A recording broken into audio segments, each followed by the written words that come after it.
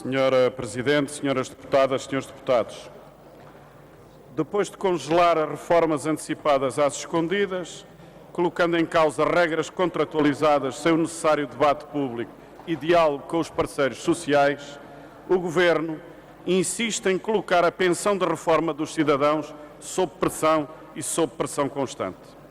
A forma como o Governo nos trouxe a discussão da sustentabilidade da segurança social, mesmo que seja para estudo, sem apresentar quaisquer números, sem apresentar projeções, é todo um programa. É todo um programa, senhoras e senhores deputados. A proposta que o Governo apresenta, de resto, agravará sempre a situação das contas públicas, como vem sendo recordado por todos os quadrantes, incluindo a ex-líder do PSD, Manuela Ferreira Leite. É caso para dizer, e parafraseando José Régio, que o Ministro Pedro Mota Soares não sabe para onde vai, só sabe que vai por aí. A privatização parcial do sistema de pensões, entregando uma parte do dinheiro das reformas a um sistema de capitalização no setor financeiro, é uma proposta inoportuna, impraticável e coloca em causa o déficit e as contas públicas por mais de uma geração. Enquanto não se livraram do fundo de pensões dos seus próprios funcionários, os bancos não descansaram. Agora que provaram ser incapazes de gerir convenientemente a reforma de alguns milhares de trabalhadores, o Governo quer entregar a esses mesmos bancos a gestão parcial da reforma da generalidade dos cidadãos. Dá-se então um prémio a quem encontrar uma explicação que não o puro preconceito ideológico e o favorecimento do setor bancário nesta ideia peregrina. E não nos venham dizer que é um mero estudo. Onde há fumo, há fogo. E esta ideia é antiga por parte da direita conservadora. Mas comecemos pelo que deveria ser o primeiro ponto nesta questão, mas que tão pouco parece importar ao Governo: os números e o impacto financeiro desta medida. Os últimos indicadores conhecidos sobre as contas da Segurança Social são os que o Governo inscreveu no Orçamento do Estado.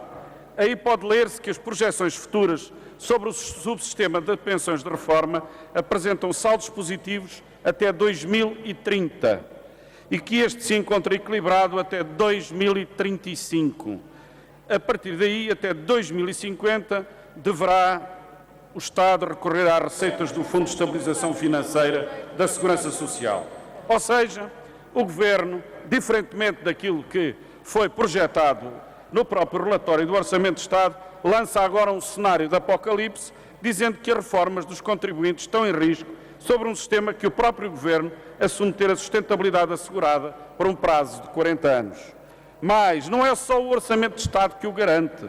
Também o Fundo Monetário Internacional veio dizer que a Segurança Social não coloca em causa as contas públicas. Até 2030, calcula o FMI, as despesas deste setor aumentam 0,7, bastante distante do 1,2 para a média dos países da OCDE.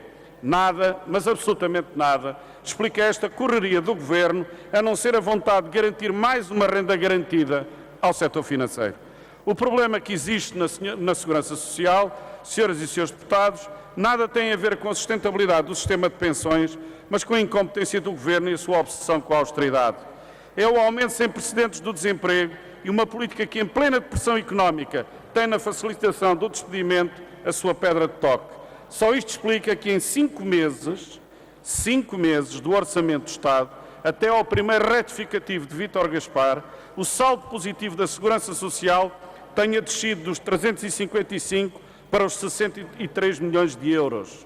São quase 300 milhões de euros evaporados em 5 meses. É sobre essas contas que Pedro Mota Soares tem que prestar a sua contabilidade, as suas explicações e não sobre medidas irrealistas e impraticáveis. Senhoras e senhores deputados, ao contrário do que tem vindo a defender o Ministro Pedro Mota Soares, avançar para um sistema misto de pensões não só não resolve nenhum problema da Segurança Social, como coloca em causa o seu financiamento. Nem é preciso fazer contas muito complexas.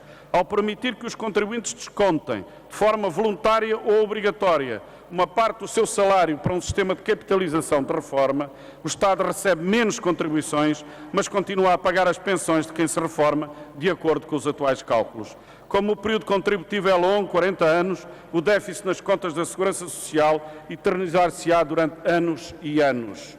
A proposta agora defendida pela maioria PSD-CDS, onde há fumo, há fogo, é uma velha pretensão da direita. Já em 2006, Marcos Mendes, o líder do PSD, trouxe aqui a votos, neste hemiciclo, um projeto de lei onde defendia o plafonamento e privatização parcial das reformas dos portugueses. Nessa altura, e reconhecendo o impacto nas contas públicas do custo de transição, o PSD propunha que o Estado emitisse 9 mil milhões de euros de dívida pública para assegurar a privatização das reformas. Isto mesmo com as contas feitas por baixo, a solução da direita é aumentar em 6 pontos do PIB a dívida pública nacional. Já nem falo da outra proposta correlativa de Marcos Mendes, que era a da utilização das reservas de ouro para os despedimentos na função pública. Mas não é apenas a sustentabilidade das contas públicas que é posta em causa com a privatização parcial das reformas. O dinheiro a receber pelos pensionistas, como já aconteceu no Chile, também será bastante menor. De acordo com a OCDE, os fundos de pensões privados portugueses são dos que mais arriscam no mercado de ações e oferecem as piores taxas de retorno da zona euro. Pior, Sra. Presidente, e termino, só mesmo os gregos. Quem colocou as suas poupanças em fundos privados não só não ganhou um cêntimo nos últimos anos, como viu o seu capital perder de 2008 a 2010 2,4% do seu dinheiro. Em 2011 e 2012, com a Bolsa Portuguesa a afundar-se, a tendência será sempre para o agravamento destas condições. Senhoras e senhores deputados, o Governo discute, estuda, levanta um debate, põe na agenda um debate que é colocar o dinheiro das reformas na lotaria de casino, favorecendo mais uma vez a banca e não hesitando em dar um exemplo de incapacidade de combate àquilo que é o déficit público.